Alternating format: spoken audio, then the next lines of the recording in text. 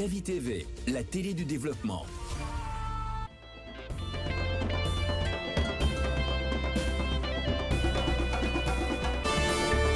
Bonjour à tous, bonjour à toutes. Merci de nous retrouver sur Kavi Média, seul et unique média de développement en République de Guinée. Merci d'être des nôtres dans cette émission Le Scanner qui vous parvient du lundi au vendredi quand il est 9h jusqu'à 10h30. Nous vous aidons à comprendre l'actualité et les sujets à l'ordre du jour. Merci de nous pratiquer si vous nous regardez déjà à la télé. C'est sur Kavi TV, disponible sur les bouquets Canal+ et Star Times. Merci de nous écouter partout à Conakry environ sur notre fréquence 89.5 à la baie. Nos partenaires de Beta FM vous accompagnent de ce côté et relaient cette émission en direct. Merci de nous suivre sur les réseaux sociaux, sur Meta notamment. Vous êtes sur Kavi TV, sur YouTube, tapez Kavi Média et vous êtes au cœur de nos programmes. Également sur notre site d'information, siaminfo.com et sur notre application mobile Kavi Média disponible sur Play Store et App Store. Au menu de ce matin, à moins de 2 semaines de la présidentielle en République de Guinée, la course pour le fauteuil s'intensifie avec plusieurs candidatures déjà annoncées sur l'honneur. Mais avant ce scrutin majeur, quels sont les délais fixés par la nouvelle constitution et le code électoral pour se porter candidat et quelles conditions doivent remplir les prétendants? Nous ouvrons le débat ce matin. Et puis la Guinée a récemment adopté une nouvelle constitution, vous le savez déjà, promulguée par le chef de l'État il y a moins d'1 mois. Cette nouvelle constitution marque-t-elle une avancée significative en matière de protection des droits humains par rapport aux constitutions précédentes? Pour analyser cette question essentielle, nous recevons ce matin Laye Moussa Kouyaté. Il est politologue et acteur des droits humains avec qui nous tenterons de comprendre si cette refonte constitutionnelle apporte de véritables garanties. Et dans la dernière partie, conflit israélo-palestinien, le cessez-le-feu obtenu sous une forte pression diplomatique semble déjà fragilisé par les frappes de ce dimanche. Alors assistons à une véritable avancée vers la paix ou simplement une trêve de façade avant une nouvelle escalade? Le décryptage à suivre dans la dernière partie de cette émission. Voilà, entre autres sujets à débattre pour cet autre numéro du Scanner. Installez-vous confortablement. Bienvenue sur le Média du Développement.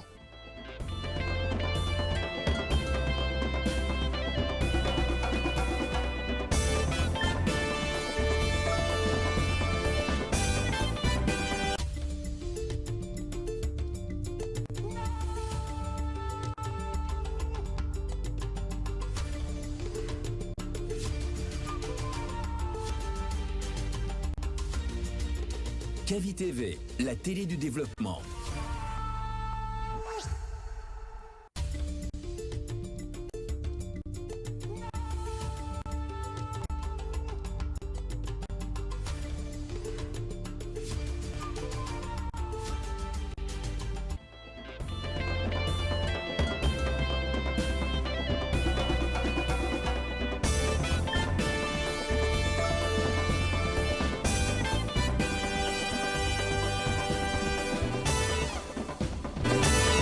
Merci de nous rejoindre. Si maintenant vous le faites sur Kavi Média et dans cette émission, Le Scanner. Et c'est parti pour plus d'1 heure de débat avec les différents acteurs, les débatteurs de chaque matin qui vous accompagnent pour comprendre les sujets au menu. Ici sur ce plateau avec nous, Mohamed Leba, bonjour. Bonjour Abdallah, bonjour à tous. Bonjour Yaye Diallo. Bonjour Abdallah, bonjour au peuple de Guinée. Bonjour Fatou Kébé. Bonjour Abdallah, bonjour à tous. Et bonjour également à notre invité, monsieur, c'est Laye, j'y arrive, Laye Kouyaté. Moussa Kouyaté, pardon. Laye Moussa Kouyaté, bonjour, vous êtes politologue et vous êtes acteur des droits humains. Oui, bonjour monsieur Abdallah, et bonjour également à vos auditeurs, à vos chroniqueurs qui sont dans ce studio, et également bonjour au peuple de Guinée et à vos millions de téléspectateurs et aussi des auditeurs qui nous suivent à travers le monde. Merci d'accepter notre invitation. Merci, c'est un plaisir. Avant d'en venir, nous commençons par ce premier sujet à l'ordre du jour. En moins de 2 semaines de la présidentielle en Guinée, la course pour le fauteuil s'intensifie, je l'ai rappelé tantôt, avec plusieurs candidatures déjà annoncées sur l'honneur. Mais avant ce scrutin majeur, quels sont les délais fixés par la nouvelle constitution et le code électoral pour se porter candidat et quelles doivent être les conditions à remplir pour les prétendants? Nous ouvrons le débat ce matin et c'est avec vous, Mohamed Leba. Oui, il faut le dire, le code électoral, on en parle encore, et surtout cette nouvelle constitution adoptée le 21 septembre 2025, il faut quand même le dire que cela marque aujourd'hui quand même, disons, un tournant décisif dans l'histoire, notamment de la transition de notre pays, une transition que le pays observe depuis, disons, près de 3 ans ou plus de 3 ans maintenant, par rapport à ces différentes conditions, ou notamment les délais, il est déjà indiqué, notamment dans la nouvelle constitution, dans le code électoral, que les candidats doivent déposer les dossiers, disons, 55 jours avant le scrutin qui est fixé, disons, au 28 décembre 2025. Alors, pour être éligible à cette élection présidentielle en Guinée, tout candidat doit remplir notamment une série de conditions définies par la nouvelle constitution,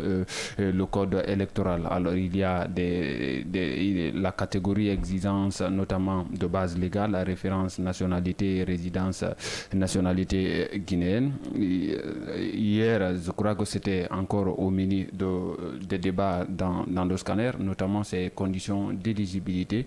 Et par rapport à cela, il faut dire que d'abord que le candidat doit être âgé de moins de 44 ans, ou disons, ça c'est au moins, ou 80 ans qu'on ne doit pas excéder, et ce qui fait encore, disons, davantage ou prête davantage à débat dans la sphère notamment politique, parce que il y a deux camps qui parlent, disons, un changement, c'est-à-dire de ce qui se trouvait dans l'avant-projet de nouvelle constitution, de ce qui se trouve aujourd'hui dans la constitution, disons, promulguée par le président de la République. De l'autre côté, il y a naturellement cette opportunité aujourd'hui offerte à d'autres personnes qui n'ont pas la casquette politique d'être candidats à la présidentielle d'octobre 2025. De la même de cela, de décembre, pardon, enfin, je fais référence un peu à l'élection en Côte d'Ivoire.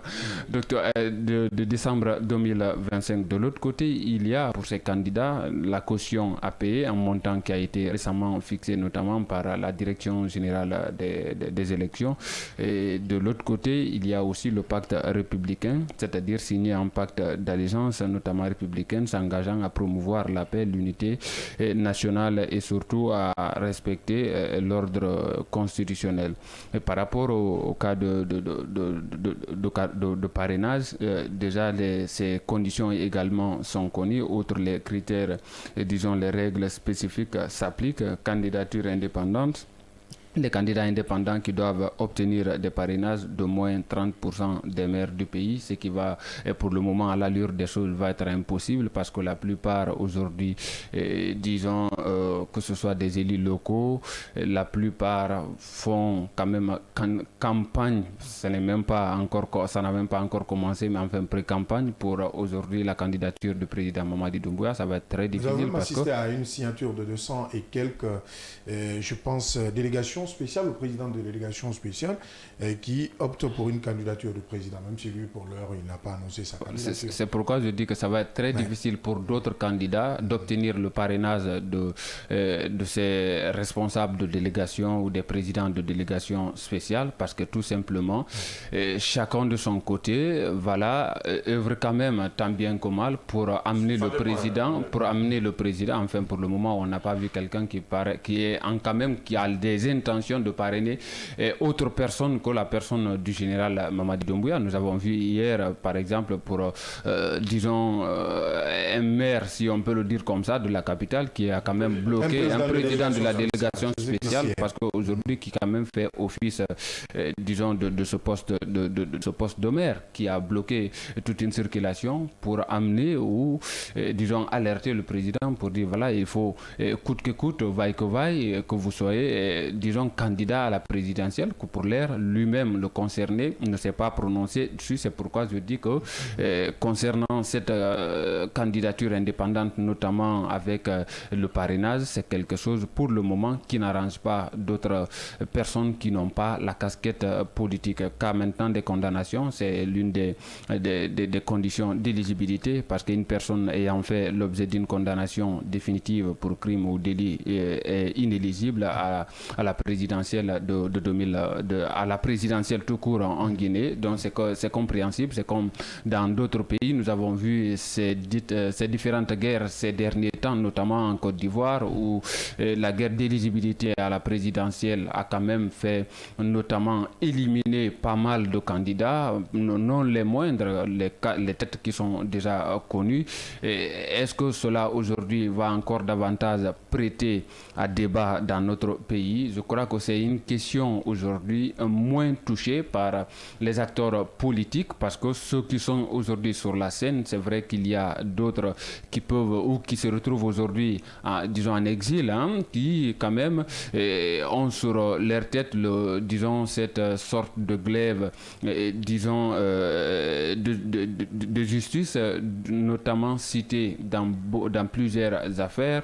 On parle notamment du cas de Cellou Dalein Diallo. La dernière fois, ou la dernière nouvelle concernant cette vieille classe politique, c'était le cas de l'UFR dont le candidat est nettement connu aujourd'hui. Autre condition d'inéligibilité maintenant, il faut dire que également les personnes sous le coup d'un mandat d'arrêt pour une action notamment pénale grave et celles reconnues coupables des crimes économiques ou financiers contre l'État. Il faut se dire que pour le moment, ce sont des conditions qui sont là. Par rapport au délai, il faut s'attendre, je crois que 55 jours avant le scrutin, ça correspondrait au 3 ou 4 novembre prochain. Par rapport au dépôt des candidatures. Pourquoi nous avons titré moins de 14 jours pour les prétendants? Évidemment, donc, évidemment. Donc pour le moment, au-delà, oui. Donc il faut dire que c'est dans moins de 2 semaines, dans moins de 2 semaines pratiquement ce qui est indiqué, 14 jours pour voir réellement qui quand même seront retenus pour candidater, auprès de qui pour le moment le président, on n'en sait pas encore trop. Est-ce que ces informations sortiront du tuyau?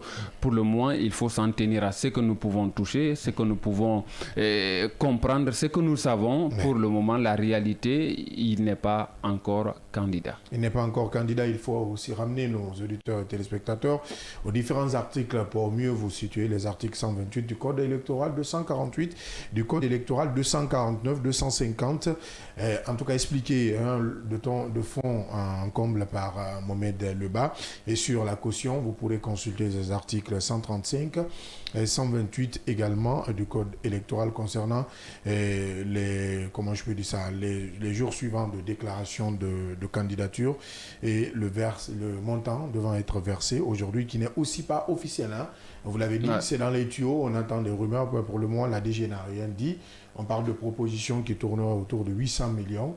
Mais après, pour l'heure, aucune caution officielle. En tout cas, on ne les a pas vues de façon officielle. Pour le moment, il faut dire que ce n'est pas encore officiel, parce que d'aucuns parlaient aussi des frais de campagne qui s'élèveraient à 2 milliards de francs guinéens, même parce que déjà, même après la fixation ou les informations autour de ces 800 et quelques millions de nos francs, il y a beaucoup de bruit autour, même des personnes aujourd'hui qui, quand même, disons, sur honneur, prétendent être candidats à cette élection. Beaucoup quand même aujourd'hui sont en train de crier pour dire que c'est exorbitant, alors que les frais de campagne, selon les informations que nous avons, il faut quand même se dire que ce ne sont pas des informations encore moins officielles. On parle de 2 milliards pour des frais de campagne, et qui parle de campagne, c'est des dépenses, il faut quand même le dire. Il y a aussi des conditions pour que cet argent investi enfin pour fixer comme étant caution vous soit quand même restitué. Donc il faut un certain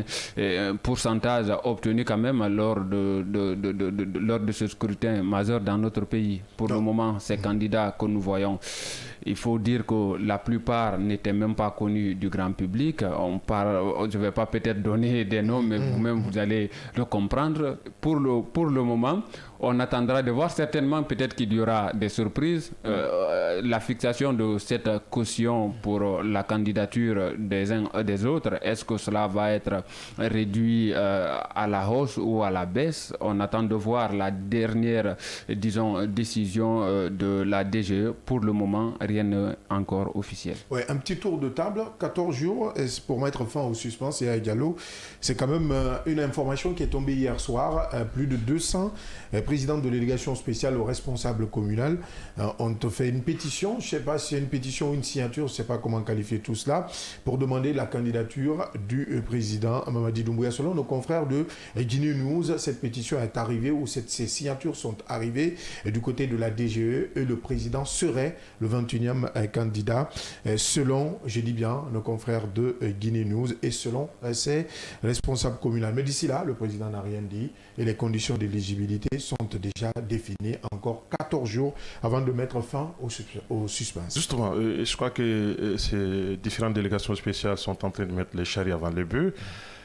Fondamentalement, si le président exprimera ce qu'on appelle cette volonté de participer aux échéances électorales, il en fera cas publiquement et officiellement.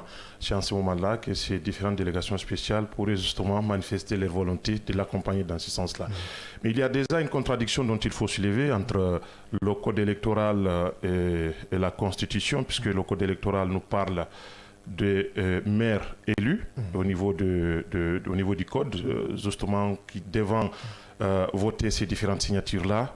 Or, à l'espèce, nous avons ici des délégations spéciales. Alors, c'est à se demander comment tout cela va être fait, puisque c'est bien dit des maires. Quand il s'agit des maires, ce sont des personnes qui ont été élues. Donc, qui bénéficient, disons, la légitimité de leurs différentes circonscriptions. Alors là, nous avons des délégations spéciales qui sont nommées par un décret présidentiel. Alors, qu'à cela ne tienne, puisque la Constitution, elle ne rétroagit pas, comme on le dit, et on verra bien ce que tout cela va être fait. Mais des différentes délégations spéciales ou des présidents des délégations spéciales se réunissent pour pouvoir manifester leur volonté de soutenir la candidature du président Mamadi, c'est tout à fait naturel, parce que tout simplement, nous savons tous qu'il y a ces principes de redevabilité et qui, de ces différentes délégations spéciales, ne pourraient pas, en âme et conscience, soutenir la candidature de celui-là qui a pris son bic pour signer un décret les nommant dans ces différentes mairies-là. Donc, c'est tout à fait naturel que cela soit ainsi. Mais en attendant, il faut le dire, le président n'a pas manifesté sa volonté. Il n'a pas dit oui, il n'a pas dit non plus non.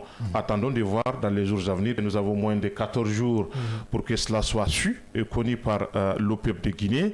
On verra bien ce qui va se passer. Mais d'ici là, j'ai dit encore une fois, à force de me répéter, les différentes délégations spéciales sont dans une précipitation politique. Je ne sais pas pour attirer l'attention de qui, mais encore une fois, c'est précipité. Attendons que le président puisse s'exprimer publiquement en ce moment-là. Avant de procéder au parrainage. Justement. On parle de 30%, on a plus de 30%. On a plus de 30%, mais on aura 100%.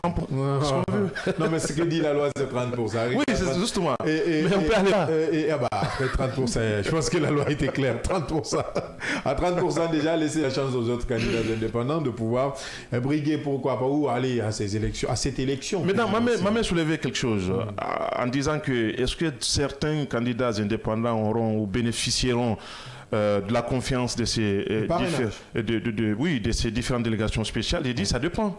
Si on est dans l'esprit, on peut bien bénéficier de cela. Pourquoi pas. En politique, on ne ment pas, mais on ne dit pas toutes les vérités. C'est bien clair, Abdallah. En tout cas, en ce qui concerne, comment on appelle ces différentes délégations spéciales qui soutiennent déjà la candidature de président, je crois que c'est quelque chose qui n'étonne pas, puisque ce n'est pas une première et ils ne sont pas... Sauf que moi, ça m'étonne, parce que lui, il n'a pas dit pour le moment. Oui, ils ne sont pas les premières entités à lever ce cas.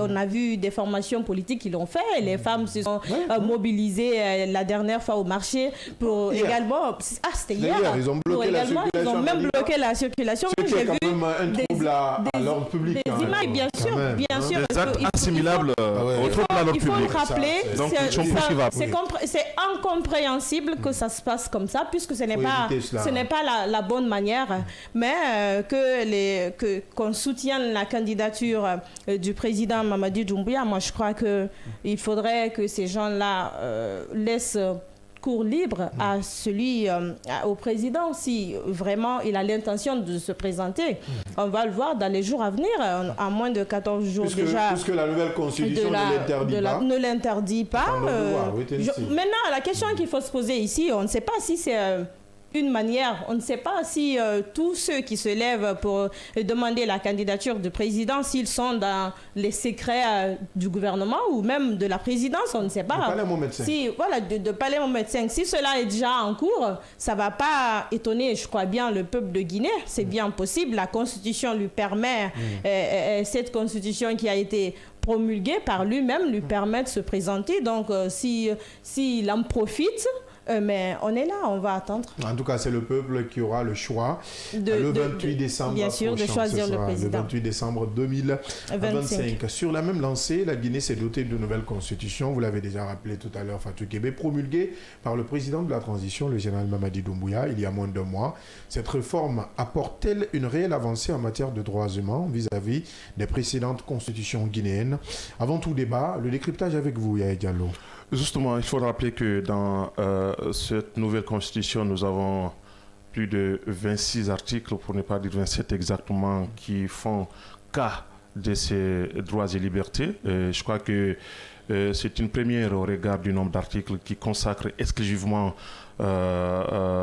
disons, l'être et leur esprit sur les droits de l'homme. Alors, on a bien voulu faire ce qu'on appelle une étude comparative par rapport aux constitutions précédentes. En ce qui concerne la constitution de 2020, vous savez très bien qu'il y a eu l'autre texte qui a été soumis au référendum. Et le texte qui a été soumis au référendum n'est pas celui-là qui a été adopté. Promulgué. Adopté d'abord.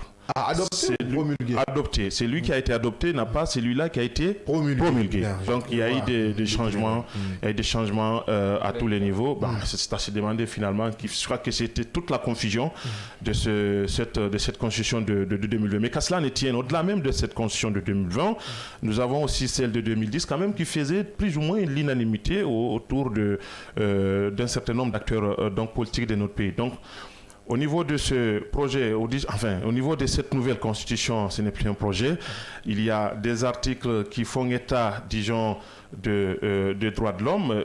Quand nous prenons l'article, par exemple, 7 de cette nouvelle constitution, où il est mentionné, comme dans certaines constitutions précédentes, pour ainsi dire, les êtres humains naissent et demeurent libres et égaux en dignité et en droit. Alors, toutes les formes de discrimination basées sur l'ethnie, la région, la religion, la couleur, la peau, le sexe, le patronyme, la langue, l'état physique ou mental, ainsi que les croyances et les opinions politiques, philosophiques ou religieuses sont proscrites. Alors, nul ne peut être privilégié ou désavantagé pour des raisons énumérées à l'alinéa D. L'État promeut la parité homme-femme dans les conditions déterminées par la loi. Alors, vous prenez la Constitution de 2010. Certes, ce n'est pas dans la lettre et dans l'esprit, mais il faut le dire, dans l'esprit, c'est presque une extension, la même chose au niveau de cet article-là. Vous prenez aussi celle de 2020, c'est presque la même chose dans l'esprit. Alors, dans la lettre, on peut bien voir quelques changements, mais en réalité, c'est la même chose. Alors, prenons l'article, puisqu'on ne peut pas tout dire, mais j'avais mentionné l'article aussi 19 de cette nouvelle constitution qui fait état aussi de la liberté d'expression. Alors, au niveau de l'article 19, la liberté d'expression est garantie. Toute personne est libre d'exprimer, de manifester et de diffuser ses idées et opinions par la parole, l'écrit ou l'image. L'incitation à la violence, à la haine et à la discrimination ethnique ou religieuse, les discours ou propos portant atteinte à la sécurité nationale, à l'ordre public, à l'intimité de la vie privée, à la réputation, à l'honneur, à la dignité et aux droits d'autrui sont proscrits, punis par la loi. Alors, la loi détermine le régime et les autres abus de la liberté d'expression qu'elle punit. La production, l'exploitation et la diffusion des contenus à titre individuel ou collectif, j'y arrive, sur les supports de communication numérique sont soumises aux alinéas 3 et 4 du présent article. On continue sur l'article 19. La liberté de la presse et de la communication est garantie et protégée. La création d'un organe de presse ou des médias d'information est libre en République de Guinée, dans les conditions déterminées par la loi. Le droit d'accès à l'information publique est garanti aux citoyens dans les conditions déterminées par la loi. Alors vous comprendrez par là que il en est de même pour l'article 7 de cette nouvelle constitution. Au niveau de l'ancienne constitution, celle de 2010 et la constitution de 2020, il est mentionné effectivement, même si ce n'est pas avec les mêmes mots ou la même formule juridique, mais il est tout de même dans l'esprit mentionné effectivement que tous les droits-là sont garantis effectivement avec quelques réserves dont on a mentionné dans différents alinéas. Alors, continuons sur l'article 20. Les citoyens inscrits sur une liste électorale ont le droit de pétition lorsqu'ils rassemblent un nombre de signatures déterminées par la loi. Dans les institutions des constitutions précédentes, antérieures, il y avait justement, on avait dit tous les citoyens. On n'avait pas précisé qu'il s'agissait là tous les citoyens inscrits sur une liste électorale. C'est une précision fondamentale dont il faut mentionner. Alors, lorsqu'ils rassemblent un nombre de signatures déterminées par la loi, la Chambre compétente du Parlement a l'obligation d'inscrire le sujet objet de la pétition à l'ordre du jour de sa séance plénière. Une loi détermine les modalités d'application de cette disposition. Alors, vous verrez très bien que au-delà de quelques innovations dans les mots, il faut le rappeler, sinon dans l'esprit, et au-delà aussi des nombres d'articles, il faut le dire encore une fois, c'est les mêmes déclarations d'intention, il faut le rappeler, dans le texte pour pouvoir protéger les libertés des uns et des autres. Alors, vous savez très bien qu'il y a ce qu'on appelle cette déclaration d'intention qui est écrite dans un papier qu'on appelle, dans un document qu'on appelle constitution. Il y a encore les faits sur le terrain. Alors, jusque-là, on peut dire que dans les textes, tout est beau, tout est garanti pour que les citoyens puissent justement jouir de leur liberté dans les limites du respect de la loi aussi, puisque c'est mentionné ici que voilà, il y a un certain nombre de choses dont on ne peut pas se permettre, comme on le faisait par le passé, c'est-à-dire que atteindre la dignité des uns et des autres, pourquoi pas suivre la réputation des uns et des autres, ce sont des choses qui sont proscrites dans cette nouvelle constitution. Encore une fois, force de me répéter, et pour terminer, il faut le rappeler encore une fois, les lois ne sont beaux que dans justement l'application stricte. Ça, c'est par tous les citoyens, qu'ils soient députés, président de la République, ministres ou autres.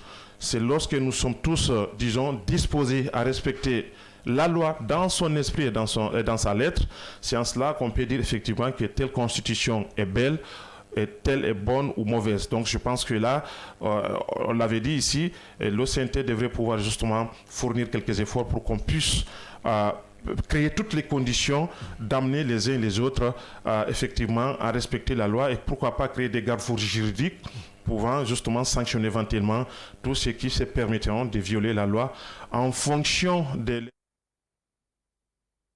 qui pourra nous permettre justement de connaître ce qu'on appelle un développement, puisque le développement aussi c'est le respect de la loi, tout doit passer par là, la justice. Elle est impersonnelle, elle est générale, la loi, je veux dire. Donc, tout le monde est appelé justement à respecter la loi et la Constitution dans son esprit et dans sa lettre. Dans son esprit et dans sa lettre, comme il l'a déjà rappelé, la beauté des lois ne dépend que du respect que nous accordons à ces différentes lois. Vous l'avez compris. À présent, cette question. La nouvelle Constitution de 2025 apporte-t-elle une réelle avancée en matière de protection, des protections des droits humains vis-à-vis des précédentes constitutions? Nous avons tout à l'heure écouté Diallo. Pour répondre maintenant à cette interrogation, notre invité de ce matin Il est sur ce plateau, M. Laye Moussa Kouyaté. Il est politologue et acteur des droits humains. Rebonjour, merci d'être sur ce plateau. Oui, rebonjour M. Abdallah. C'est un plaisir de partager aussi des expériences et aussi avancer quelques connaissances en matière de droits humains dans notre pays. Il faut dire que vous travaillez pour une institution que nous allons taire le nom sur ce plateau, puisque vous ne parlez pas au nom de cette institution qui évolue en Guinée, dans la sous-région et dans le monde entier, il faut le rappeler. Mais avant, peut-être ces détails de Yaya Diallo, pour vous, quels sont les droits humains fondamentaux consacrés par la nouvelle constitution ?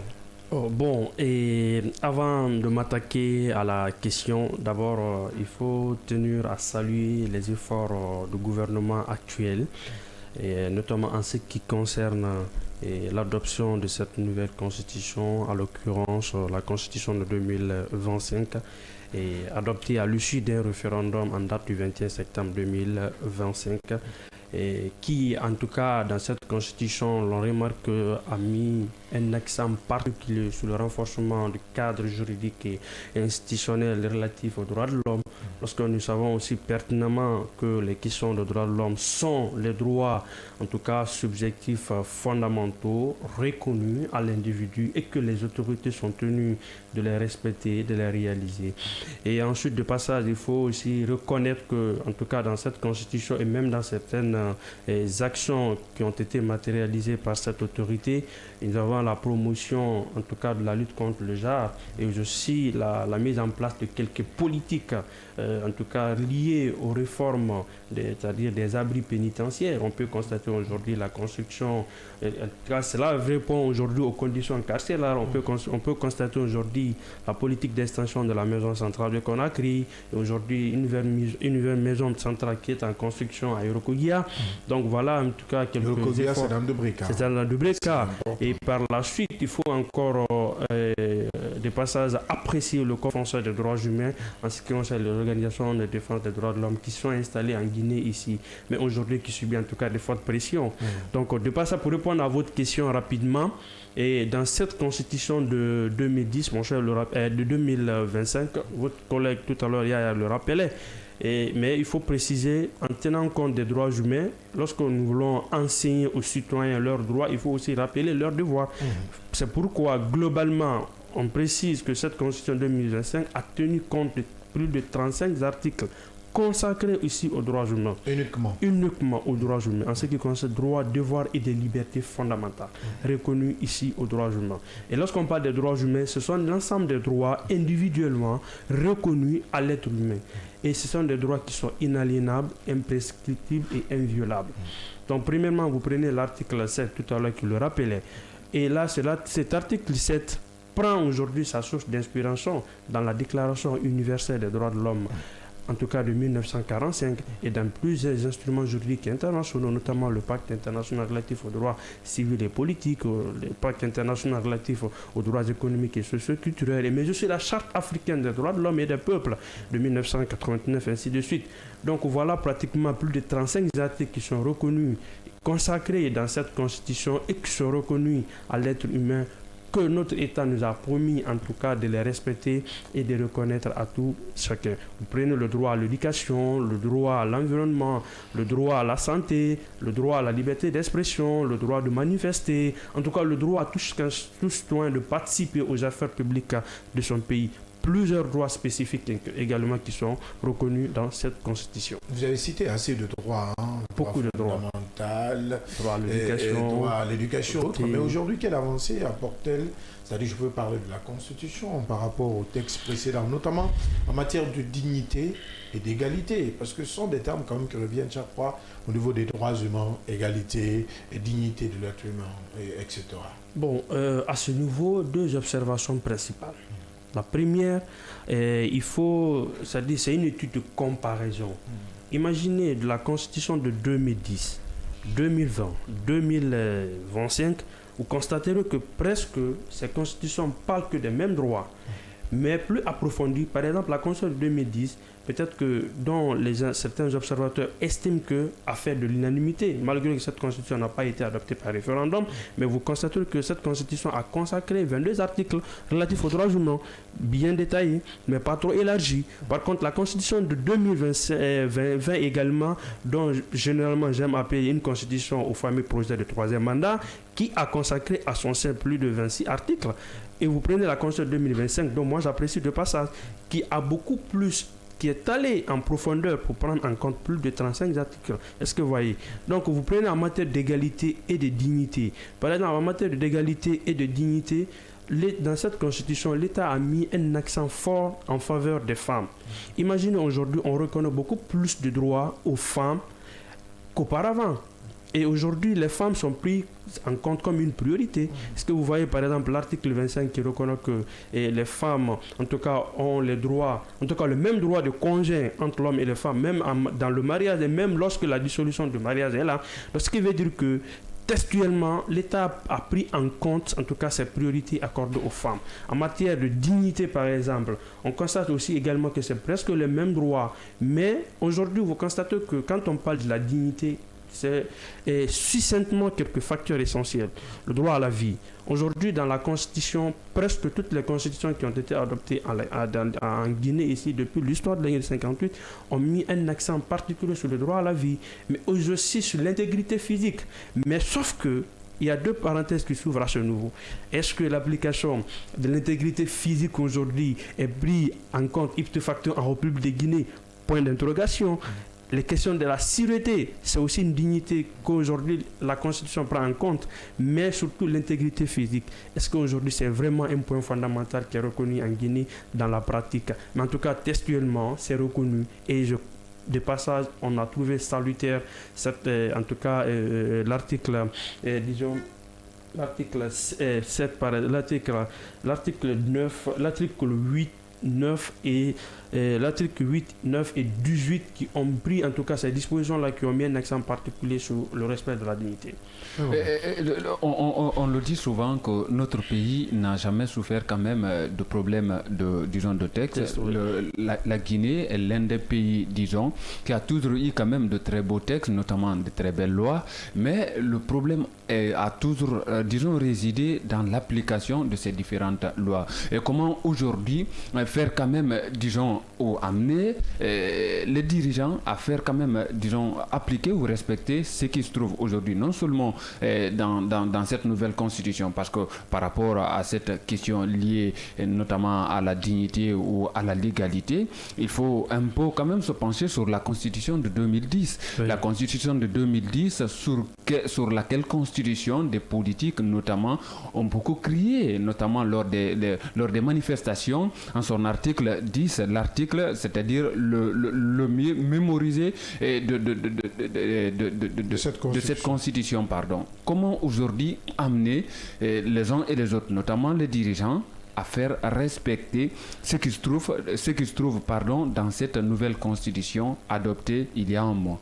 Bon, vous savez, l'application d'un texte de loi, c'est une question de volonté dans tout pays. Imaginez aujourd'hui tous les États qui siègent au sein des Nations Unies, à travers le Conseil des droits de l'homme, sont examinés à travers un mécanisme spécifique qu'on appelle EPU, examen périodique universel, un mécanisme adopté à travers une résolution au sein de l'ONU. Imaginez, la Guinée vient de passer tout à l'heure, en avril 2025, la Guinée est passée pour son 4e cycle EPU. Et à ce niveau, les États ont recommandé à la Guinée de respecter en tout cas tous les cas de violation des droits de l'homme.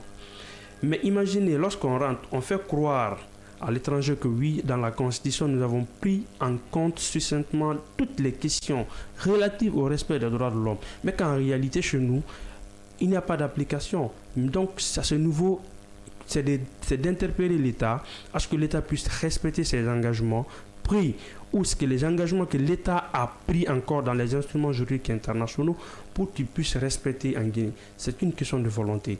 Les pousser à respecter leurs engagements comme il est dit dans la Constitution, comme ils ont signé, ratifié dans ces instruments juridiques internationaux. Maintenant, comment sont protégés les droits civiles et politiques, et notamment telles que la liberté d'expression pour nos journalistes. Hein. Je reste là, je commence par ça, la charité bien ordonnée, et peut-être la liberté d'association et autres libertés, plus loin, la liberté de manifestation, puisqu'on évoquait récemment ou tout à l'heure un cas par rapport à Madina hier. Bon, et vous savez, les droits civils et politiques aujourd'hui, c'est des questions qui sont énormément sensibles aujourd'hui en Guinée. Et d'accord, la Constitution les reconnaît, la Constitution les garantit, la Constitution les protège à travers les dispositions spécifiques, notamment l'article 19, 12 et 13, qui prennent en compte le droit de manifester, le droit d'association et le droit à la liberté d'expression. Mais lorsque vous prenez ces droits constitutionnellement qui sont reconnus et vous transposez en tout cas ces dispositions dans la pratique en République de Guinée aujourd'hui, nous constatons que aujourd'hui ces droits-là sont en panne. En panne, oui, ces droits sont en panne, puisque le jeu, en tout cas démocratique, est totalement biaisé. Parce que vous imaginez aujourd'hui, on reconnaît un droit de manifester en un camp.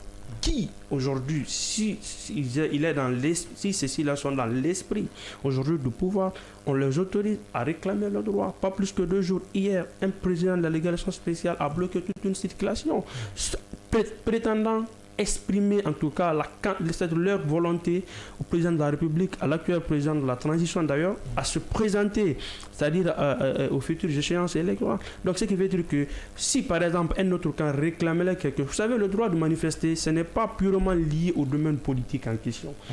Le droit de manifester, c'est lorsqu'on réclame quelque chose. Et là, notre État, on est parti aux engagements. On a respecté nos engagements. On a ratifié nos engagements. On s'est dit devant ces partenaires financiers et techniques là que nous allons respecter les questions relatives aux droits de l'homme. Est-ce que vous voyez? Donc si dans la pratique cela n'est pas effectif, il faut commencer à se poser. Aujourd'hui, le droit de manifester constitutionnellement c'est reconnu, mais c'est carrément bloqué dans la vie pratique. Droit d'association, à chaque citoyen d'exercer librement ses droits dans une association. Aujourd'hui, même les associations sont aujourd'hui harcelées. Les associations aujourd'hui sont sous forte pression. Même aujourd'hui, pour avoir un agrément, les récépissés, aujourd'hui, les associations font d'objets de marginalisation. Par contre, si vous n'êtes pas, et que vous ne faites pas aujourd'hui la promotion du pouvoir en place, carrément, on vous soumet à des restrictions. Imaginez aujourd'hui le droit, l'espace numérique en question. Avant l'élection, ça a commencé depuis même à l'ancien régime. Lorsqu'on voulait adopter la constitution de 2020, carrément on a restreint l'espace numérique.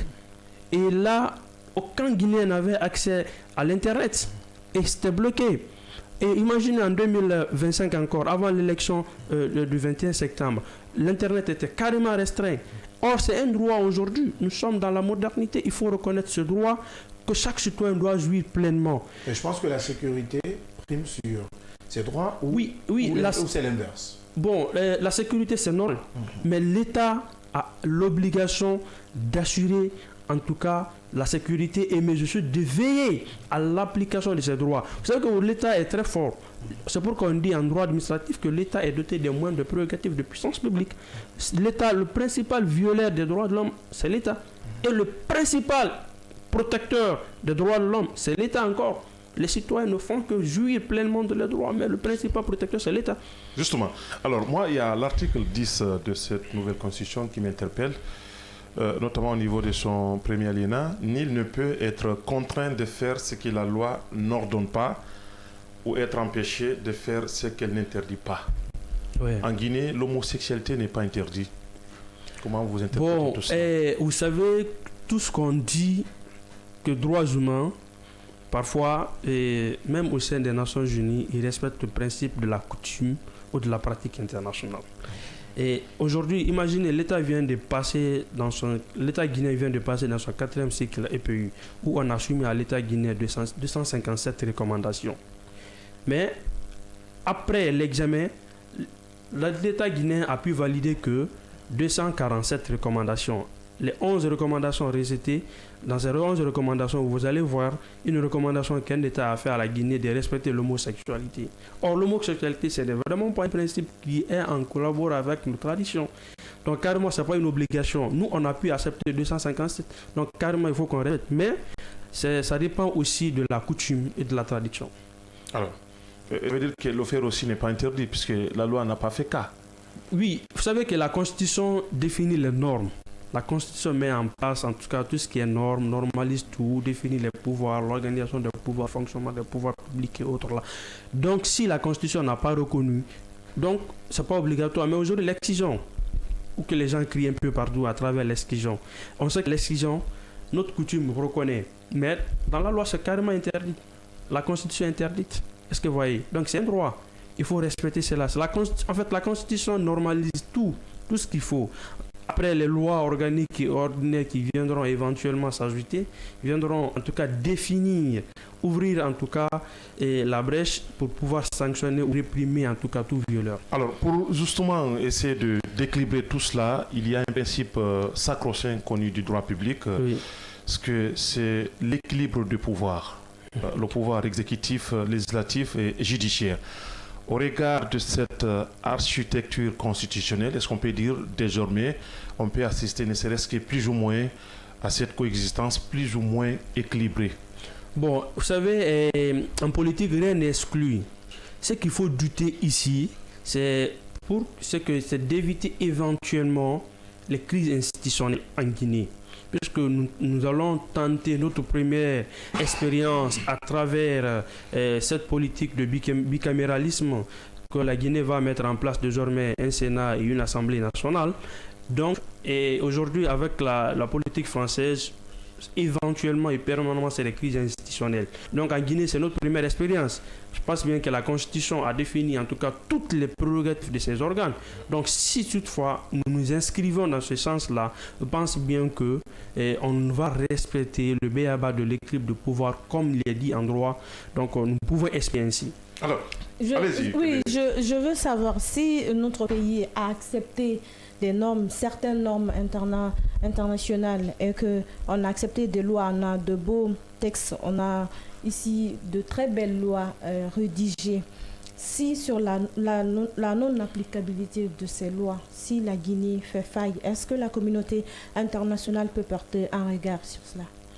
Bon, vous savez, c'est pourquoi on dit que la Constitution, c'est la norme supérieure de chaque État.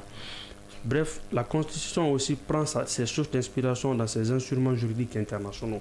Par contre, si toutefois la Guinée n'arrive pas à s'inscrire dans le cadre en tout cas de l'application de ces normes, on peut bel et bien interpeller la communauté internationale. La communauté internationale peut bel et bien avoir un regard critique sur l'avancée des droits de l'homme aujourd'hui en Guinée. Vous savez aujourd'hui pourquoi même avec le coup d'État qu'on a pu sanctionner ou retirer carrément la Guinée des instances de l'Union africaine, de la CEDEAO et même de la francophonie. Et sauf récemment, on vient de réintégrer la Guinée dans la francophonie. Donc moi-même, j'ai fait l'objet de critiques parce qu'on dit que la Guinée aujourd'hui est sur le point de respecter les droits de l'homme, machin et autres là. Mais carrément, on constate que c'est de l'inverse.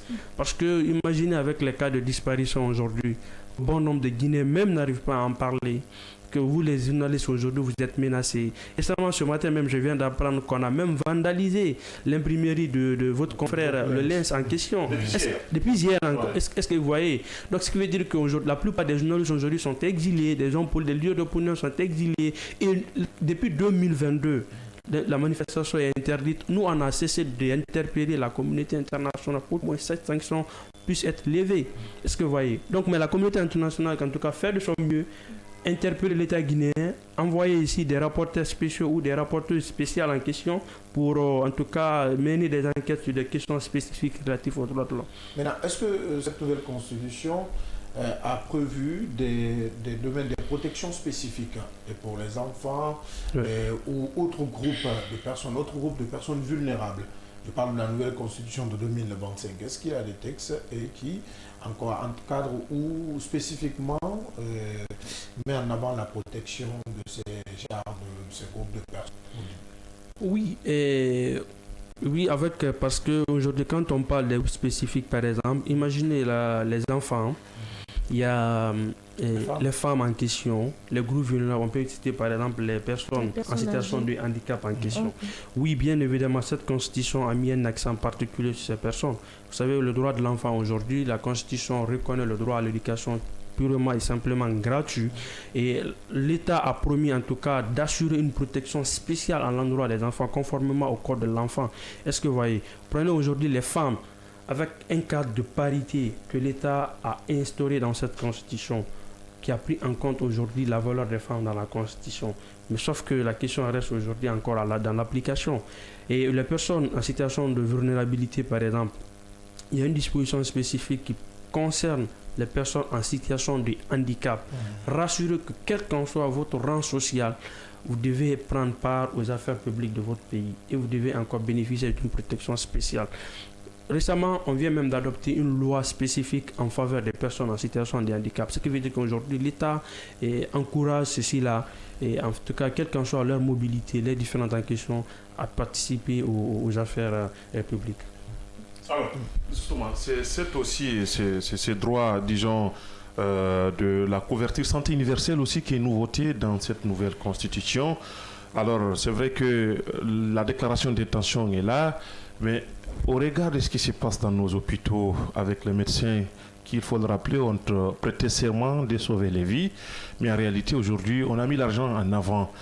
Entre ce qui est écrit dans la Constitution et ce qui se passe même maintenant sur le terrain, de loin, comment vous analysez tout cela et quelles propositions apporter à cela pour que cela soit respecté dans la lettre? Et vous savez, la couverture sanitaire, d'abord on essaye, c'est-à-dire d'accepter et d'autoriser le droit à la santé, qui est vraiment un droit universel, et à travers le ministère de la Santé et de l'Hygiène publique, l'État fait aussi un des portefeuilles de l'État que l'État doit prendre au sérieux, en tout cas tout ce qui est relatif à la couverture sanitaire. Mettre en place des mécanismes rigoureux, des mécanismes sérieux pour pouvoir veiller à ce que les vies soient sauvées. Parce que vous n'êtes pas sans savoir aujourd'hui, le droit à la vie, c'est vraiment un droit fondamental qui est consacré dans la Constitution et partout dans le monde. Donc si aujourd'hui, que nos médecins, qui aujourd'hui sont censés à sauver des vies, mettre de l'avant l'argent au détriment de la vie, je trouve que vraiment c'est absurde et c'est hallucinant. Ce qui est plus important aujourd'hui, c'est mettre en place des mécanismes de surveillance beaucoup plus rigoureux et sérieux dans nos hôpitaux. Alors aujourd'hui, est-ce qu'on ne risque pas de retomber, c'est-à-dire dans le même scénario en ce qui concerne l'application des textes par rapport à ces dispositions, l'ensemble des dispositions de cette nouvelle constitution aujourd'hui, parce que malgré ce que vous venez de rappeler tout à l'heure ici, ce que connaît notre pays, notamment des cas de disparition par-ci par-là, la communauté internationale, au-delà, c'est-à-dire même de ces différentes dénonciations, il n'y a pratiquement pas d'action. Oui, tout à fait. Il n'y a pratiquement pas d'action. C'est pourquoi, en tant que défenseur des droits humains, en tant qu'observateur, en tant que politologue, notre devoir c'est quoi? C'est rappeler, attirer l'attention des autorités. C'est-à-dire, vous savez, j'ai rappelé tout à l'heure que le principal violeur des droits humains, c'est l'État. Le principal protecteur des droits humains, c'est l'État. Donc, et s'il n'y a pas d'action, nous on fait face à la communauté internationale. C'est à la communauté internationale de rappeler l'État guinéen à l'ordre. Voilà ce que vous avez signé. N'oubliez pas, voilà ce que vous avez ratifié ici. Voilà l'engagement que vous avez souscrit à l'international. Au Conseil des droits de l'homme, si l'État vient, si le jour où on doit examiner l'État guinéen, on fait des recommandations. Imaginez un pays qui reçoit 257 recommandations relatives au cas de violation des droits de l'homme. Ce qui veut dire qu'en matière d'avancée, il faut vraiment prendre encore les questions relatives aux droits de l'homme au sérieux. Imaginez au ministère, j'ai rappelé plusieurs fois la nécessité d'un retour imminent du ministère des droits de l'homme et de la citoyenneté, puisqu'aujourd'hui le besoin est là. En fait, aujourd'hui, les gens même ont peur de parler des questions. Le contexte oblige en question. Le besoin est là. En fait, imaginez la direction nationale des droits de l'homme qui est aujourd'hui au sein du ministère a un champ d'action limité. Il ne bouge pas. Cette direction ne bouge pas carrément. Donc, s'il y a un ministère spécifique, à l'époque, en l'occurrence, l'ex-ministre Gassama qui gérait et l'actuel PM, moi-même j'appelle Baour le patron de la réconciliation. Aujourd'hui, il y a des victimes dans l'ombre qui réclament à ce que leurs droits soient réparés. Or, le droit à la réparation, ce n'est pas un privilège, c'est un droit fondamental que l'État doit mettre en œuvre pour qu'au moins les questions de droits de l'homme, ceux qui ont été victimes de 58, à travers les différents mouvements, les différents événements que notre pays a connus, en tout cas soient respectés et qu'on arrive à les indemniser, en tout cas qu'on arrive à trouver des moyens suffisants pour que leurs droits soient reconnus. Monsieur Laye Moussa Kouyaté, politologue et acteur des droits humains, c'est la pub et on ne joue pas avec la pub. La pub, c'est tout à l'heure il dit derrière, on poursuit cette émission avec notre invité, Laye Moussa Kouyaté, politologue et acteur des droits humains. La pub ne zappez surtout pas.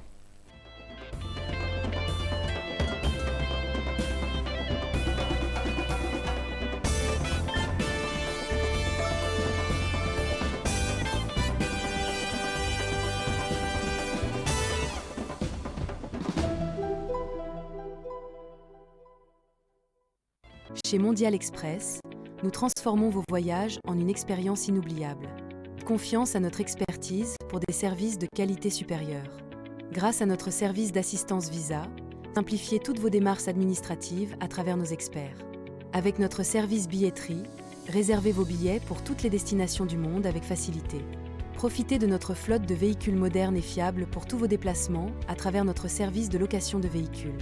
Grâce à notre service d'évacuation sanitaire, comptez sur notre service réactif et professionnel pour vos besoins médicaux à l'international. Assurez-vous d'un environnement impeccable avec nos services de nettoyage de qualité. Transportez vos marchandises en toute sérénité grâce à l'expertise de notre service de transit. Développez vos compétences d'agent de voyage avec nos formations spécialisées suivies de stages pratiques au sein de nos équipes. Contactez-nous dès aujourd'hui au plus 224 613 00 39 69 ou au plus 224 613 00 39 70.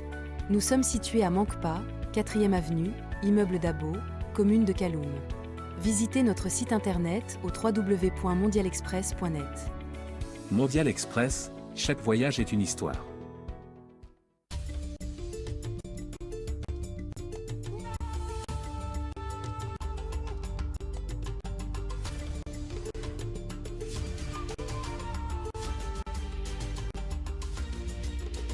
Kavi TV, la télé du développement.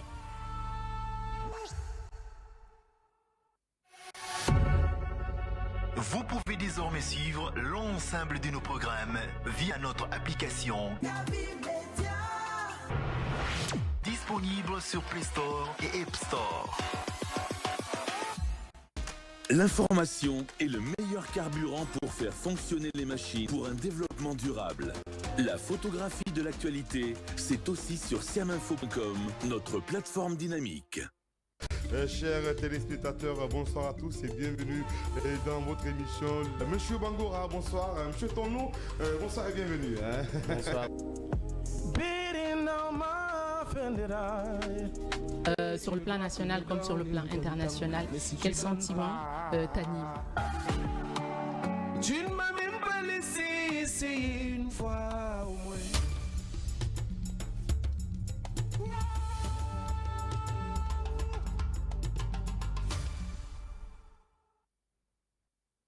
Kavi TV, regardez la lumière. Kavi TV, la télé du développement. Tu t'appelles sur la carte d'identité nationale Marie-Louise Ouamounou. Oui. Ton nom d'artiste aussi, c'est Marie-Louise. C'est Marie-Louise Ouamounou. Pourquoi tu n'as pas changé? C'est ce nom que mon papa m'a donné, donc je n'ai pas voulu changer. Et donc tu ne partages pas l'idée avec les artistes qui changent Non, chacun a son goût.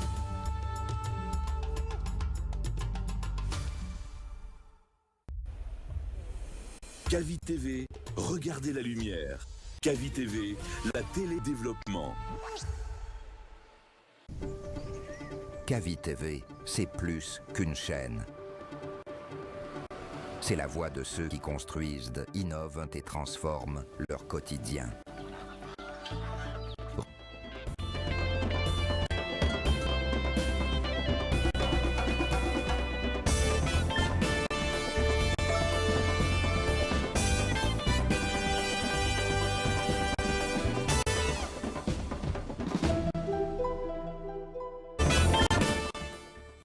Dans la deuxième et dernière partie de cette émission, le SCAN vous parvient du lundi au vendredi quand il est 9h, c'est jusqu'à 10h30. Merci de nous rejoindre. Ça maintenant, vous le faites, vous êtes sur la 89.5 si vous nous écoutez. Si vous êtes sur Kavi TV, disponible sur Canal Plus et Star Times, c'est les deux bouquets qui nous accompagnent également sur les réseaux sociaux Kavi et TV, sur notre application mobile Kavi Media, disponible sur Play Store et App Store et sur notre site d'information siaminfo.com. On parle des engagements de la nouvelle constitution vis-à-vis du respect et des droits humains. Et nous étions avec vous à Québec pour votre question. Bien sûr, moi je vais encore nous ramener sur la couverture sanitaire parce que nous savons que les traitements en tant que tels ne sont pas gratuits, les traitements sont payants, mais dans les hôpitaux, il y a des services gratuits, en tout cas selon les textes de loi.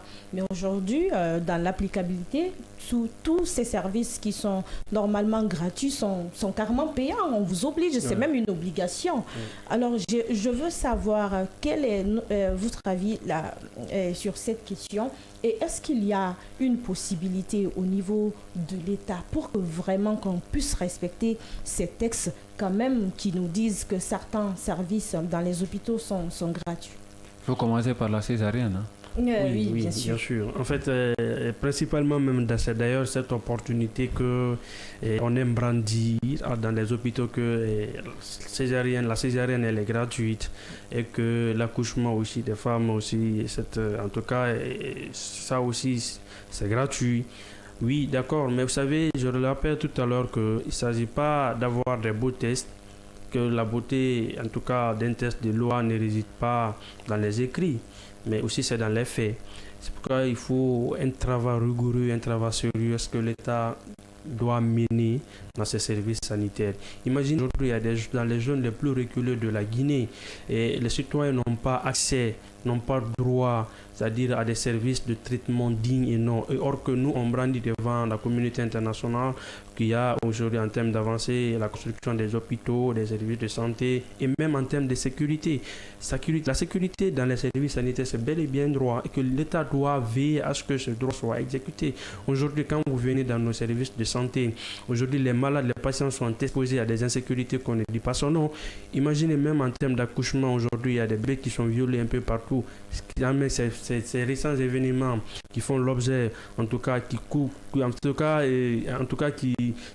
doivent en tout cas interpeller de plus la responsabilité de l'État à veiller à ce que la couverture sanitaire soit un droit effectif, reconnu et respecté sur le territoire guinéen. Et souvent, par rapport à ces différents cas-là, il y a des cas qui sont portés devant des juridictions de notre pays, dont pour la plupart, il n'y a pas de suite. Est-ce que cela, aujourd'hui, ne s'explique pas, d'une part, par la fragilité de l'appareil judiciaire qui semble quand même battre de l'aile? Oui, tout à fait. C'est pour que généralement on reproche à la justice guinéenne, en tout cas, la question de sa transparence et en tout cas de son impartialité et mais aussi de sa rigueur. Vous savez, lorsqu'une justice est très très rigoureuse et très très transparente dans un État, pense bien que les droits de chaque citoyen seront respectés.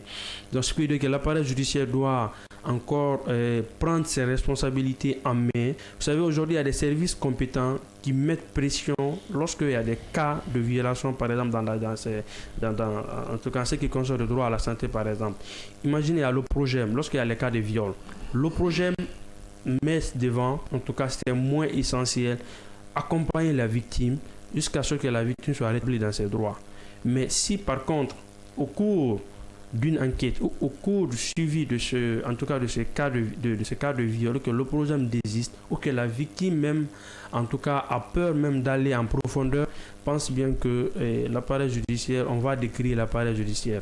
Mais par contre, s'il y a différents cas de violation en termes de santé, par exemple, c'est d'abord aux victimes de se rassurer, d'être soutenu par les organismes, que ce soit les organismes sociaux ou les organismes internationaux, de se rassurer que oui, en tout cas, ceux-ci-là sont à côté de moi. Et nous, par les organismes, pouvons mettre pression sur l'appareil judiciaire afin que les choses puissent être passées, en tout cas, de façon très sérieuse.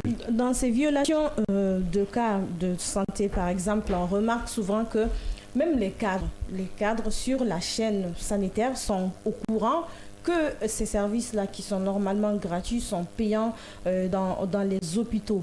À ce niveau, est-ce qu'il ne faut pas se poser la question sur les conditions de travail ou même de traitement des médecins dans les hôpitaux? On a l'impression que peut-être que les conditions des médecins ne sont pas vraiment remplies, ce qui les amène à peut-être à se comporter ainsi. Bon, vous savez, ça, c'est pratiquement dans tous les secteurs en Guinée. Imaginez toutes les professions exercer en Guinée, si les conditions ne sont pas revenues, parfois on se donne à la corruption, à la facilité. Imaginez même dans le cadre de l'éducation, si un enseignant qui n'est pas bien traité, facilement il peut aussi faire certaines choses pour pouvoir s'enrichir.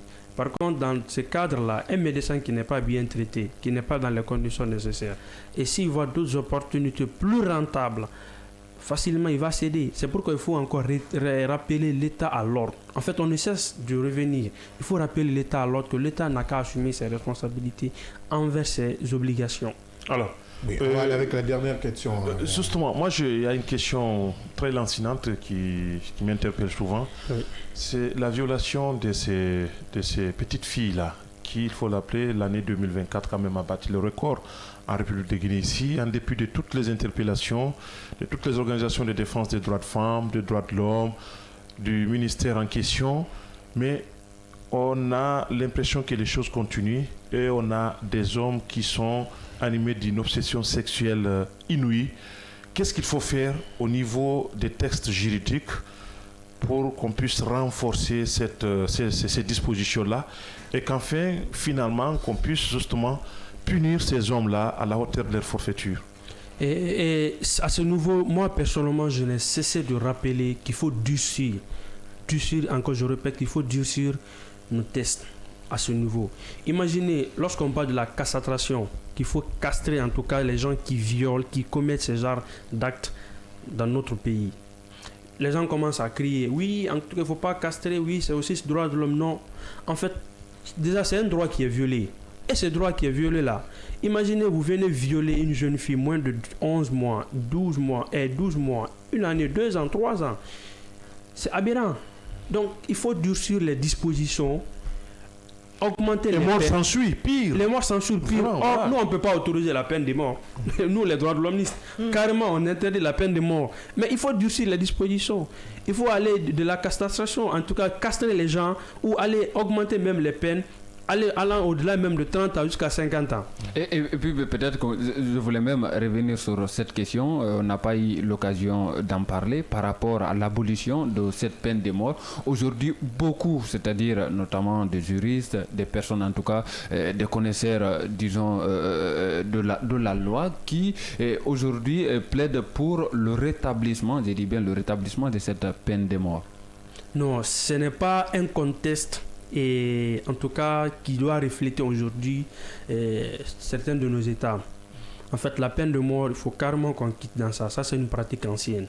Aujourd'hui, les questions de droits de l'homme sont en parfaite évolution. Et les différents États qui siègent au sein du Conseil des droits de l'homme interdisent carrément la peine de mort. Donc, il faut juste durcir les dispositions, augmenter les peines, durcir les peines. Mais la peine de mort, c'est vraiment une pratique ancienne. Il faut pas qu'on Par rapport à ces différents cas-là, est-ce que la peine de mort ne pourrait pas s'avérer quand même dissuasive? Parce que pour quelqu'un qui sait pertinemment violer une petite fille, une fillette ou un bébé, pourrait, c'est-à-dire l'amener à perdre la vie, peut-être que ça pourrait dissuader. Oui, en tout cas, c'est la castration qui pourrait dissuader. En tout cas, ça pourrait être moins dissuasif quand même. On a compris que notre invité évite surtout cette peine, peine de mort dans tous les sens. Voilà. On va vous revenir tout à l'heure peut-être pour la dernière question, votre mot de fin, mais nous allons dérouler le menu de cette émission. Nous allons parler du conflit israélo-palestinien. Le cessez-le-feu obtenu sous forte pression diplomatique vacille déjà après les frappes de ce dimanche. On suit ces explications de Fatou Kébé en commentaire. Et Didier, on se retrouve ici en plateau pour le décryptage. Israël a annoncé l'arrêt de ses frappes au soir 9 octobre à Gaza en application du cessez-le-feu après avoir mené d'actes meurtriers contre des cibles du Hamas qu'il a accusé d'avoir attaqué ses troupes, les premières violences de cette ampleur depuis le début de trêve. La défense civile a fait état de 45 Palestiniens tués dans les israéliennes. L'armée israélienne a, elle, annoncé la mort de 2 soldats tués au combat à Rafah, dans le sud du territoire palestinien. Alors que l'Ève parrainée par le président américain Donald Trump risque de voler en éclats, Israël a suspendu l'entrée de l'aide humanitaire dans la bande de Gaza jusqu'à nouvel ordre après la violation flagrante de l'accord par Hamas, selon un responsable de sécurité israélien. Le mouvement palestinien a démenti les accusations israéliennes, accusant en retour Israël d'inventer les prétextes pour reprendre son offensive. Le premier ministre israélien Benjamin Netanyahou a ordonné d'agir avec force contre le Hamas et son ministre de la Défense Israël Katz a menacé que le mouvement payerait un lourd tribut pour chaque tir contre ses soldats. L'armée israélienne, qui contrôle la moitié du territoire palestinien, a dit y avoir frappé des dizaines de cibles terroristes du Hamas, dont des stocks d'armes et tunnels, en réponse à la violation flagrante du cessez-le-feu.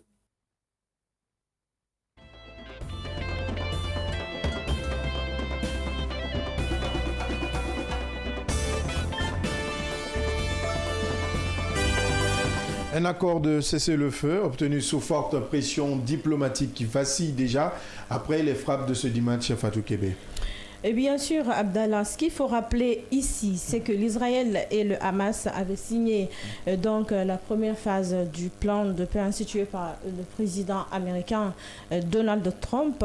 C'était, je crois, dans la nuit du 8 au 9 octobre dernier. Il faut rappeler que la bande de Gaza a presque intégralement été détruite après 2 ans d'offensive israélienne. L'accord a été conclu dans le cadre de pourparlers indirects en Égypte. On a constaté ici des scènes de liesse sur la place des otages après l'annonce selon laquelle Israël et le Hamas ont accepté la première phase de ce plan de paix visant à suspendre les combats, des embrassades, des rires, des danses même sur cette place.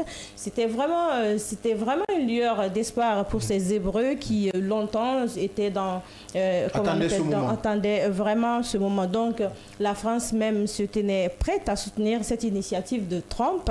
C'est dans ce sens que le président français Emmanuel Macron a tenu une réunion au ministère des Affaires étrangères à Paris avec des partenaires autour de cet accord historique entre l'Israël et le Hamas. Il était donc question de discuter de modalités d'un après-guerre à ce niveau. Donc après cet accord de paix, les deux camps devaient notamment procéder à des échanges d'otages israéliens et de prisonniers palestiniens et le retrait progressif des troupes israéliennes et un désarmement du Hamas était inscrit même dans ce processus. Mais sauf qu'Abdallah, vous venez de voir dans le commentaire que la nuit du dimanche, il y a eu encore des bombardements à ce niveau. Donc juste 10 jours après et donc, après la signature de cet accord de cessez-le-feu, on voit encore, comme on appelle, une flambée de violence à ce niveau. Donc, il faut se poser la question, est-ce que cet accord, parce qu'on sait qu'il s'agit de 10 points quand même,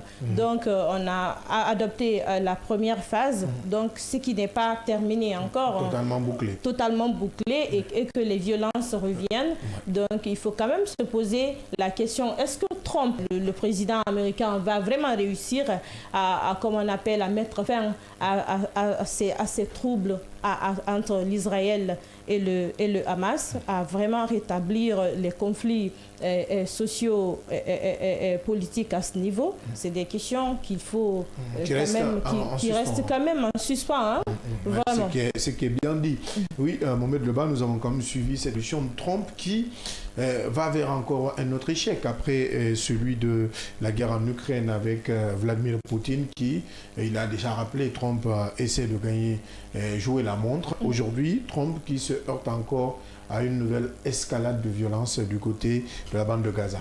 Ouais, Trump qui quand même faisait croire qu'il avait le responsable, enfin l'ultime responsable d'Israël dans sa paume, qui c'était son partenaire, il faut le dire, c'est-à-dire qu'il pouvait lui dire de cesser, c'est-à-dire il pouvait prononcer un cessez-le-feu et que cela soit directement reconduit dans les actes, sauf que compter sur l'Israël pour pour de telles actions, c'est comme si vous comptiez quand même sur la Russie et par rapport aujourd'hui à tout ce qui lie le pays, disons à l'Ukraine concernant ces différentes guerres des territoires. Et par rapport au cas, c'est-à-dire ce conflit entre Israël et Palestine, c'est que ça ne fait que durer longtemps et malgré des différentes dénonciations, c'est qu'encore là vous allez comprendre jusqu'où quand on parle de communauté internationale, que c'est aujourd'hui une communauté internationale qui a besoin elle-même de soutien, parce qu'aujourd'hui,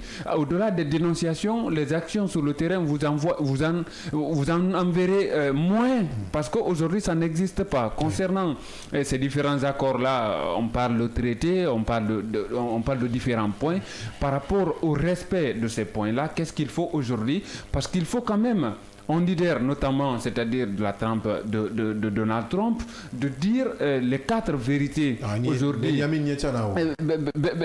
Évidemment, Netanyahou qui n'entend pas, qui fait ce que nous avons vu annexé, qui s'attaque à tout le monde. Nous avons vu récemment ce qu'il a opposé également à l'Iran. Nous savons comment cette guerre quand même a fini. On parle des 12 jours. Je crois que c'était 12 jours d'intenses combats, de bombardements de part et d'autre. Et finalement, aujourd'hui, par rapport au cas de Palestine, Hamas, c'est tout simplement éblouissant ce qui se passe de ce côté-là. Ça va encore durer si aujourd'hui tous les pays, notamment disons de l'Union européenne qui aujourd'hui siègent quand même au niveau de l'ONU, ne s'élèvent pas contre ces différents actes-là qui aujourd'hui continuent à endeuiller des familles. Il suffit aujourd'hui de voir des images pour comprendre jusqu'où que vraiment l'humain, c'est-à-dire est désacralisé en ce qui concerne ces différentes frappes-là. Des villes complètement anéanties et des violations continues qui érodent notamment la confiance entre États. Parce que pour le cas d'Israël, je me dis encore que le veto de Donald Trump n'est pas totalement levé, c'est-à-dire c'est un veto qui est partiellement levé. Quand ce sera fait totalement, c'est bien possible qu'Israël quand même, disons, capitule.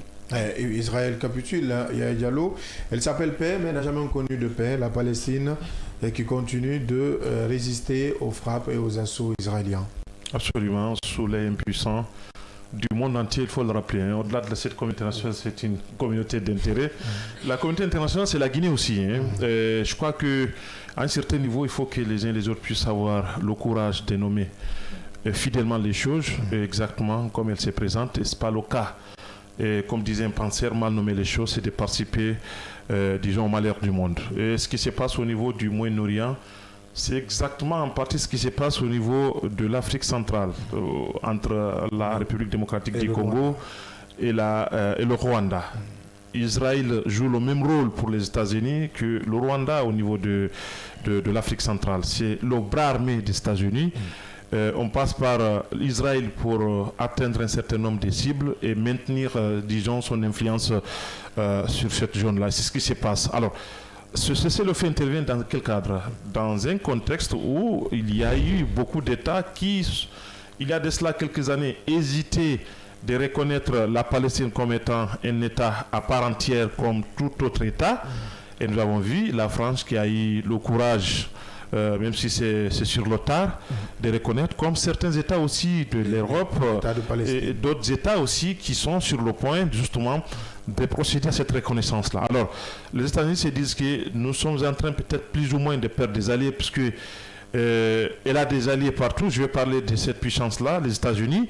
Nous avons la France, nous avons l'Espagne, nous avons certains États aussi de l'Europe de l'Est, qui jusque-là étaient justement dans l'esprit des États-Unis. Alors ces États-là se sont rendus compte que au regard de l'ampleur de cette violation des droits de l'homme qui se passe, puisque beaucoup d'organisations internationales qualifient ce qui se passe au niveau de la bande de Gaza comme étant un génocide.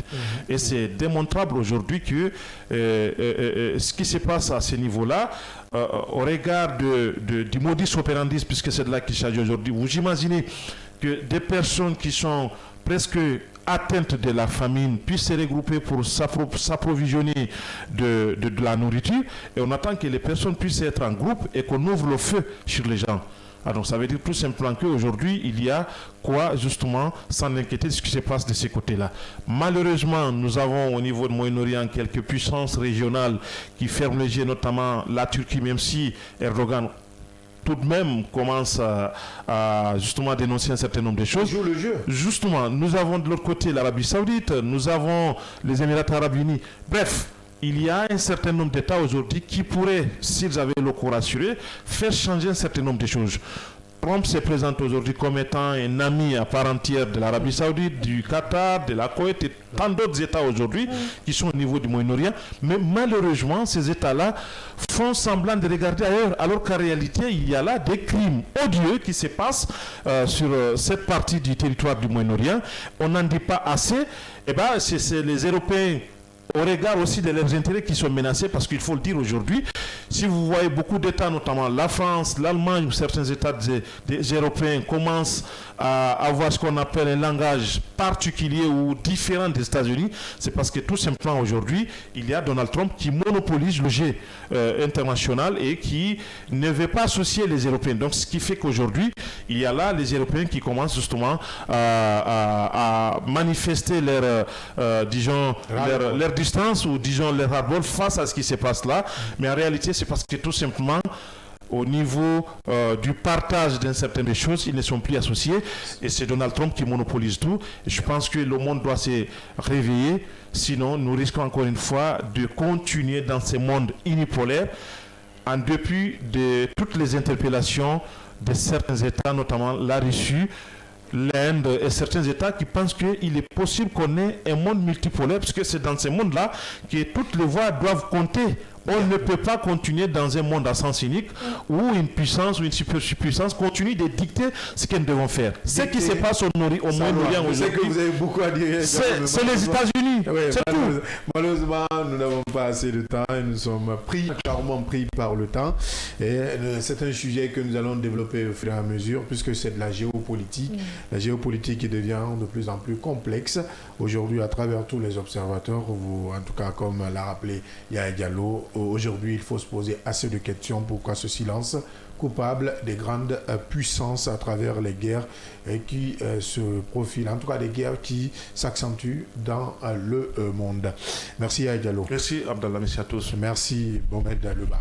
Merci Abdallah, merci à tous. Merci Fatou Kébé. Merci Abdallah, merci à tous. Merci également à notre invité. Malheureusement, on voulait vous poser la dernière question, mais on est déjà pris par le temps. Peut-être que ce n'est que partie remise. Nous recevrons peut-être dans un autre numéro de cette émission, le Scanner. En tout cas, merci d'être passé dans cette émission. Merci pour vos éclaircissements qui peut-être ont aidé nos auditeurs et téléspectateurs à mieux prendre les enjeux du respect et de la protection des droits humains en République de Guinée. En tout cas, merci beaucoup, M. Abdallah, et à vos chroniqueurs. Merci vraiment. Je rappelle que vous êtes Laï Moussa Kouyati, politologue et acteur des droits humains. Merci aux équipes techniques, à la régie, à la réalisation, à la production. Merci aux auditeurs et téléspectateurs. On se reprend donc demain, même heure, même fréquence, avec la même énergie pour d'autres sujets d'actualité. Pourquoi pas avec d'autres acteurs sur le seul et l'unique média de développement en République de Guinée. À très vite.